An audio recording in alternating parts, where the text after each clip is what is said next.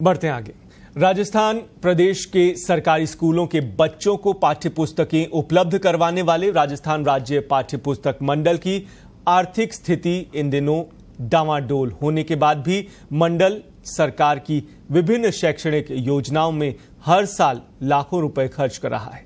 दूसरी तरफ शिक्षा निदेशालय से भुगतान नहीं होने की वजह से कार्मिक असुरक्षित महसूस कर रहे हैं। वर्तमान में यहां कार्यरत कार्मिकों का कहना है कि अगर मंडल इसी तरह से पैसा खर्च करता रहा तो उनके वेतन और पेंशन के लाले पड़ जाएंगे। पाठ्य पुस्तक मंडल का आर्थिक हाल हुआ बेहाल। कमजोर फंड के बावजूद शिक्षा विभाग को दिए लाखों, कार्मिकों में भुगतान अटकने का डर।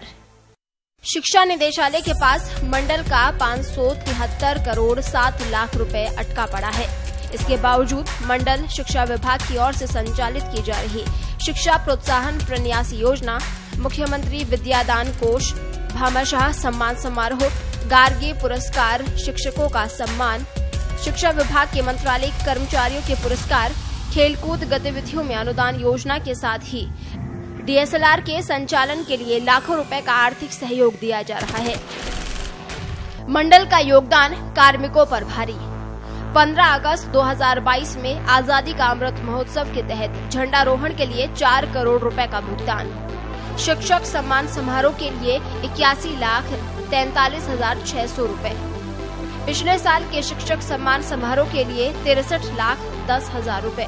साल 2020 और 2021 में मंत्रालयिक और सहायक कर्मचारी पुरस्कार और सम्मान समारोह के लिए 8,80,000 रुपए।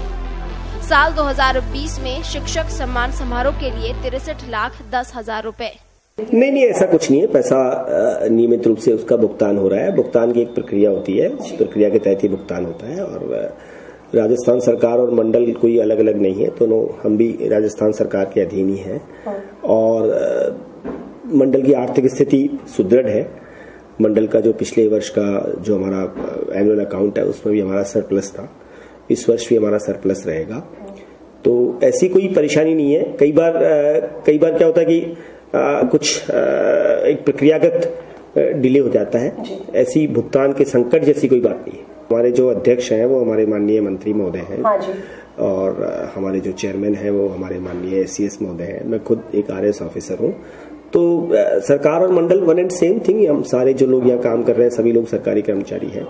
तो ये एक राजस्थान सरकारी है, तो इसको इस तरह से देखा जाना, इस तरह से नहीं देखा जाना चाहिए कि जो है बहुत ही अच्छे से जो है ये मंडल चल रहा है। और जो एक हॉली जॉब है स्कूली बच्चों को कक्षा 1 से कक्षा 12 तक की पाठ्य पुस्तकें उपलब्ध कराना, वो हमने इस बार बहुत समय पर उनको उपलब्ध कराई।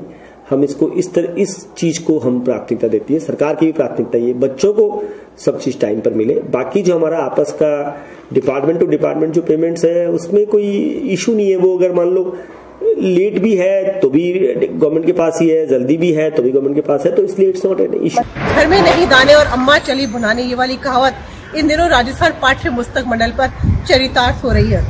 आर्थिक स्थिति डावाडोल होने के बाद भी पाठ्य पुस्तक मंडल सरकार की विभिन्न शैक्षणिक योग्यता में लाखों रुपए अभी तक दे चुका है। स्थिति इतनी बुरी हो चुकी है कि कर्मचारियों को ये डर है कि कहीं उनका पेंशन और वेतन का भुगतान हो पाएगा या नहीं। पत्रिका टीवी के लिए कैमरा पर्सन मंजीत सिंह के साथ राखी चेला।